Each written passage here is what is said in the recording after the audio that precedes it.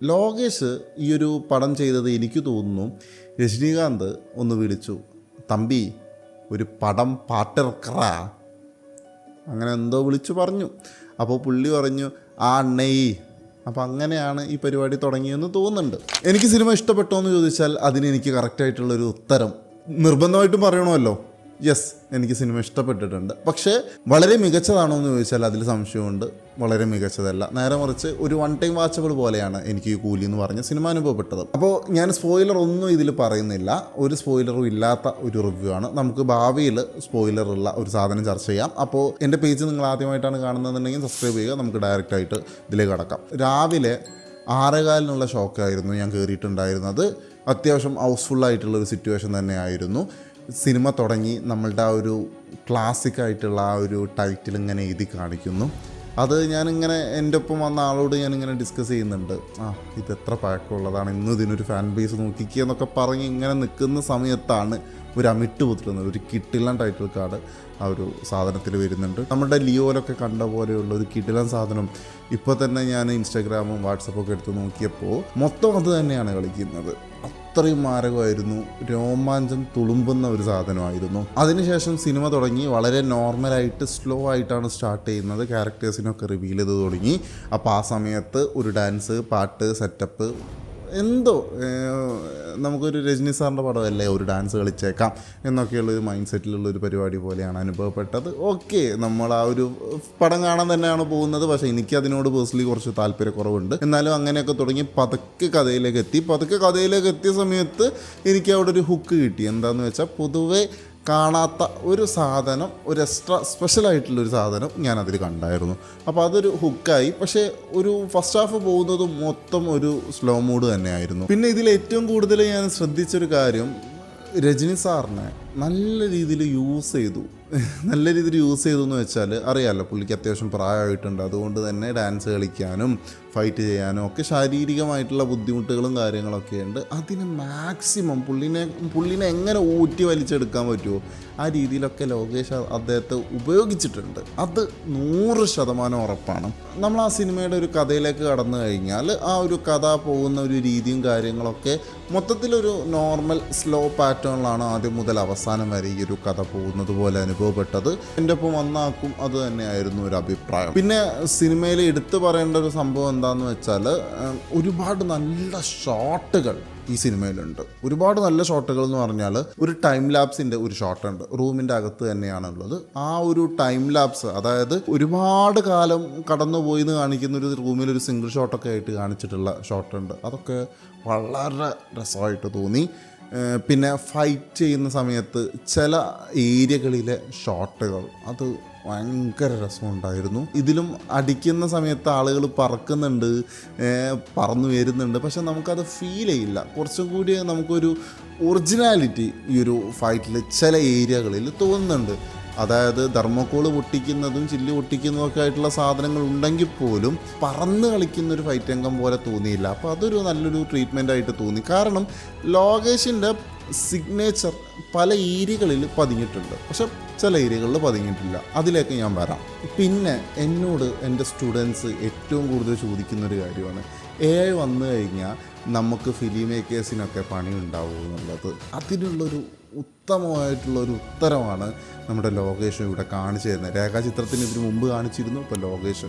അതായത് AIനെ എങ്ങനെ മനോഹരമായിട്ട് ഉപയോഗിക്കാം, അത് ഉപയോഗിച്ചിട്ട് എങ്ങനെ നമ്മളുടെ ഈ ഒരു ലെവൽ സ്കെയിലപ്പ് ചെയ്യാം അല്ലെങ്കിൽ ലെവലപ്പ് ചെയ്യാമെന്നുള്ളത് വൃത്തിയായിട്ട് ഈ സിനിമ കാണിച്ചിട്ടുണ്ട്. കാരണം എന്താണെന്ന് വെച്ചാൽ, ഇതിലൊരു സീക്വൻസ് വരുന്നുണ്ട്, അത് ഞാനൊന്നും പറയുന്നില്ല, പക്ഷെ അത് അതിമനോഹരമായിട്ട് വളരെ രസത്തോടു കൂടിയിട്ട് അടിപൊളിയായിട്ട് തന്നെ സംഭവം ചെയ്തിട്ടുണ്ട്. ഈ ഒരു സീൻ ഇത്രയും മനോഹരമാക്കാൻ സാധിച്ചത് AIൻ്റെ ഒരു സാന്നിധ്യം എന്ന് പറഞ്ഞാൽ അത് എത്രയോ വലുതാണ്. നല്ല രീതിയിൽ തന്നെ AI ഉപയോഗിച്ച് കഴിഞ്ഞാൽ നമുക്ക് നല്ല രീതിയിൽ സിനിമേനെ അപ്സ്കെയിൽ ചെയ്യാമെന്നല്ലാതെ ഇത് യൂസ് ചെയ്തിട്ട് അപ്ഡേറ്റഡ് ആവാത്തവരുടെ ഒക്കെ പണി പോകും. അതൊക്കെ പക്കാ വൃത്തിയിൽ ഈ സംഭവം കാണിച്ചിട്ടുണ്ട്. അപ്പോൾ ഇതാണ് എൻ്റെ നമ്പർ. ഞാനൊരു ഫിലിം മേക്കിംഗ് കോഴ്സ് കൊടുക്കുന്നുണ്ട്. അപ്പോൾ താല്പര്യം ഉണ്ടെങ്കിൽ കോൺടാക്ട് ചെയ്യാം. സിനിമേൻ്റെ പോസിറ്റീവ് എന്ന് പറഞ്ഞിട്ട് എനിക്ക് തോന്നിയിട്ടുള്ളത് ഇത്ര കാര്യങ്ങളാണ്. ടു ബി ഫ്രാങ്ക്, ഇടയ്ക്ക് വരുന്ന BGM ഒക്കെ കൊള്ളാം, ചില BGM ഒന്നും പോരാ. പക്ഷേ മൊത്തത്തിൽ നോക്കുന്ന സമയത്ത് ഇനി ഞാൻ നെഗറ്റീവ് പറയാമെന്നൊന്നും കരുതരുത്. എനിക്ക് കുറച്ചധികം പോരായ്മകൾ ഇതിൽ ഫീൽ ചെയ്തു. സിനിമയുടെ കഥ ഒരു ആവറേജാണ്. സംവിധാനം ഒരു ലോകേഷ് ടച്ച് വന്നു എന്ന് ചോദിച്ചാൽ ചില ഭാഗത്ത് വന്നു, ചില ഭാഗത്ത് വന്നില്ല. ബാക്കിയുള്ള പിന്നെ രജനീകാന്ത്, പിന്നെ പുള്ളീനെ പറ്റി അറിയാമല്ലോ, പുള്ളി ആ ഒരു സ്വാഗും കാര്യങ്ങളൊക്കെ ചെയ്തിട്ടുണ്ടെങ്കിൽ പോലും നമുക്കൊരു ജയിലർ ലെവലിലേക്കൊന്നും എത്തിയില്ല എന്നാണ് തോന്നുന്നത്. ലോകേഷ് ഈ ഒരു പടം ചെയ്തത് എനിക്ക് തോന്നുന്നു രജനീകാന്ത് ഒന്ന് വിളിച്ചു, തമ്പി ഒരു പടം പാട്ടിറക്കറാ, അങ്ങനെ എന്തോ വിളിച്ചു പറഞ്ഞു. അപ്പോൾ പുള്ളി പറഞ്ഞു ആ അണ്ണയി. അപ്പോൾ അങ്ങനെയാണ് ഈ പരിപാടി തുടങ്ങിയെന്ന് തോന്നുന്നുണ്ട്. അപ്പോൾ ഇതിൻ്റെ ഒരു പ്രശ്നം എന്താണെന്ന് വെച്ച് കഴിഞ്ഞാൽ കുറച്ച് വിക്രത്തുനിന്ന് എടുത്തു, കുറച്ച് ലിയോന്ന് എടുത്തു. ഇങ്ങനെയൊക്കെയാണ് ഈ ഒരു സാധനം നോക്കുന്നത്. ഇപ്പോൾ വിക്രത്തിൽ ചെയ്തിട്ടുള്ള കുറച്ച് സീനുകളും കാര്യങ്ങളൊക്കെ ഇതിൽ കയറി വന്നിരുന്നു. ഒരു ഫൈറ്റ് രംഗും കാര്യങ്ങളൊക്കെ. ഒരു ഏജൻറ്റ് ടീന, ഇവിടെ ഒരു ഏജൻറ്റ് റീന, അങ്ങനെ ക്യാരക്ടർ ആരാന്നൊന്നും റിവീൽ ചെയ്യുന്നില്ല. അതൊന്നും എന്താ പറയുക, ആ ഒരു ഏജൻറ്റ് ടീന എന്നൊക്കെ പറയുന്ന സാധനം നമ്മൾ കണ്ടത് എജ്ജാതി ലെവലിലാണ്. ഇത് ഇവിടെ കണ്ടിട്ട് എന്തോ ടിഷ്ക്യൂ ഈ ഒരു ടിഷ്ക്യൂ ഫീലായിരുന്നു. അത് ഒരു ഇമ്പാക്റ്റ് കിട്ടുന്നില്ല. നേരെ മറിച്ച് ലിയോയിൽ നമ്മളൊരു ഓർമ്മയില്ല, കോഫി ഷോപ്പിലുള്ള ഫൈറ്റ് രംഗം എന്ന് പറഞ്ഞാൽ ആ ഒരു ബാക്ക്ഗ്രൗണ്ട് മ്യൂസിക്, ആ ഒരു പഴയ പാട്ട് വിട്ടിട്ട് കിട്ടിയിട്ടുണ്ടായിരുന്നു. അതിനൊക്കെ ഒരു കിട്ടിയിട്ടുള്ളൊരു ഇമ്പാക്റ്റ് ഉണ്ട്. അതേ സെയിം സീക്വൻസ് വേറൊരു രീതിയിലൊരു പഴയ സോങ് വെച്ച് വരുന്നുണ്ട്. എനിക്ക് യാതൊന്നും അതിൽ കിട്ടിയിട്ടില്ല. പറഞ്ഞു വരുന്നത് എന്താണെന്ന് വെച്ചാൽ, ഇപ്പോൾ ഷാൻ റഹ്മാൻ പുള്ളിയുടെ പാട്ട് തന്നെ സാധനം മാറ്റിയിട്ട് വേറെ പാട്ടിൽ ഇടാറുണ്ട്. അതേപോലെ തന്നെ ലോകേഷ് തൻ്റെ മുമ്പ് ചെയ്തിട്ടുള്ള പടത്തിൽ നിന്ന് നൈസായിട്ട് കോപ്പി പേസ്റ്റ് ചെയ്ത് അങ്ങനെ അങ്ങോട്ട് ഇടുന്നു. അത്രേ എനിക്ക് തോന്നിയിട്ടുള്ളൂ. അല്ലാതെ ഇതിലൊരു പുതിയതായിട്ടുള്ളൊരു കോണ്ടൻറ് ഉണ്ടെന്നോ പുതിയതായിട്ട് എന്തെങ്കിലും ഒരു സംഭവം ഉണ്ടെന്നോ എനിക്ക് തോന്നിയിട്ടില്ല. പക്ഷേ എൻ്റെ പൈസ പോയതൊന്നും ഞാൻ പറയില്ല. എനിക്ക് ഒരുപാട് സംഭവങ്ങൾ കിട്ടി, ഒരുപാട് സംഭവങ്ങൾ കിട്ടിയില്ല. ഇങ്ങനത്തെ ഒരു സംഭവമായിരുന്നു. പിന്നെ എന്താ പറയുക, ഒരുപാട് റോബോട്ടിക് ക്യാമൊക്കെ വെച്ചിട്ട് ചെയ്യുന്ന ഒരുപാട് സാധനമുണ്ട്. ചില ഏരിയസിലൊക്കെ നമ്മളിങ്ങനെ ഫൈറ്റ് ചെയ്യുന്ന സമയത്ത് നമുക്കൊരു ഇമ്പാക്റ്റ് കിട്ടുമല്ലോ. അപ്പോൾ സ്ലോ മോയിൽ വരുന്ന സമയത്ത് കറക്റ്റായിട്ട് കാണുന്നുണ്ട് ഇങ്ങനെയൊക്കെ കൈ പോകുന്നത്. അപ്പോൾ ഇതൊക്കെ വലിയൊരു മേജറായിട്ടുള്ളൊരു മിസ്റ്റേക്ക് പോലെ തോന്നി. ചില ഫൈറ്റുകളൊക്കെ നന്നായിരുന്നു. എനിക്ക് സത്യം പറയാമല്ലോ, ഇതിൽ അഭിനയിച്ച ആരുടെ അഭിനയം അത്ര വലിയ സംഭവമായിട്ട് തോന്നിയിട്ടില്ല. സൗമ്യം പിന്നെയും തരക്കേടില്ലാതെ ചെയ്തിട്ടുണ്ടെന്ന് തോന്നി. ബാക്കിയുള്ള ആരതോ എനിക്ക് പേഴ്സണലി എനിക്കത്ര അടിപൊളിയായിട്ടോ ഒന്നും തോന്നിയിട്ടില്ല. പിന്നെ ശ്രുതി ഹാസനെ അറിയാമല്ലോ, ശ്രുതി ഹാസൻ്റെ മുഖം കണ്ടപ്പോൾ ഞാൻ ശ്രദ്ധിച്ചിട്ടില്ലായിരുന്നു ശ്രുതി ഹാസൻ ഉണ്ടെന്നുള്ളത്.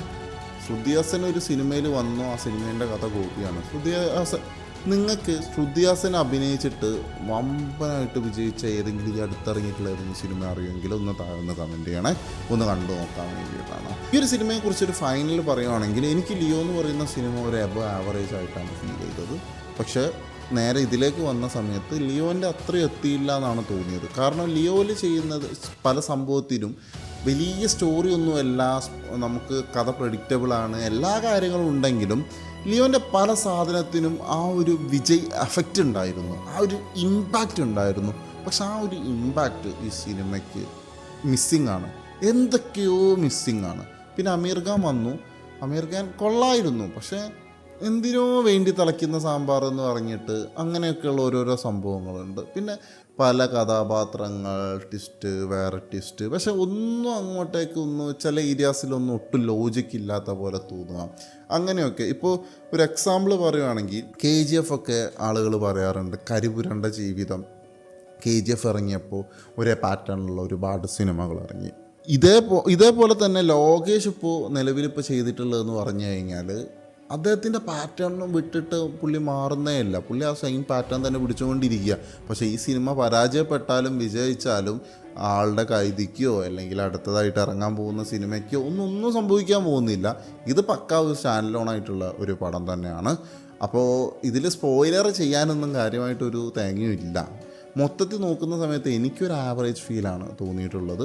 നിങ്ങളുടെ അഭിപ്രായം എന്താണെങ്കിലും താഴെ കമൻറ്റ് ചെയ്യുക. ഈ ഒരു സിനിമ തിയേറ്ററിൽ നിന്ന് കാണണമെന്ന് വെച്ച് കഴിഞ്ഞാൽ എനിക്ക് പൈസ ഒന്നും പോയിട്ടില്ല, കാണാനുള്ള കുറച്ച് സ്റ്റഫുകളൊക്കെ ഉണ്ട് എന്നാണ് എൻ്റെ ഒരു അഭിപ്രായം. തിയേറ്ററിൽ അവസാനം ലോഗി എന്ന പേര് എഴുതി കാണിക്കുന്ന സമയത്ത് കുറച്ച് പേരൊക്കെ നല്ല അടിപൊളിയായിട്ട് കൈയടിച്ചിരുന്നു. ഭൂരിഭാഗം പേരും കൈയടിച്ചിട്ടില്ല. പക്ഷേ ഒരു മോശം അനുഭവം ആയിരുന്നു തിയേറ്ററിൽ എന്നുള്ളൊരു ഫീലും കിട്ടിയിട്ടില്ല. കാരണം എന്താണെന്ന് വെച്ചാൽ അറിയാമല്ലോ, ഒരു മോശം അനുഭവം ആണെങ്കിൽ പുലർച്ചെ പോകുന്ന ആളുകൾ പലരും 6 മണിക്കും 5:30ക്കൊക്കെ തിയേറ്ററിൽ എത്തിയിട്ടുള്ള ആളുകളായിരുന്നു. അപ്പോൾ അതിൻ്റെ ഒരു റെസ്പോൺസ് വേറെ തന്നെ ആയിരിക്കും. പക്ഷേ അങ്ങനെ ഒരു മോശം സിനിമ കണ്ടൊരു മുഖഭാവമോ കാര്യങ്ങളോ വീഡിയോ ശ്രദ്ധയപ്പെട്ടില്ല.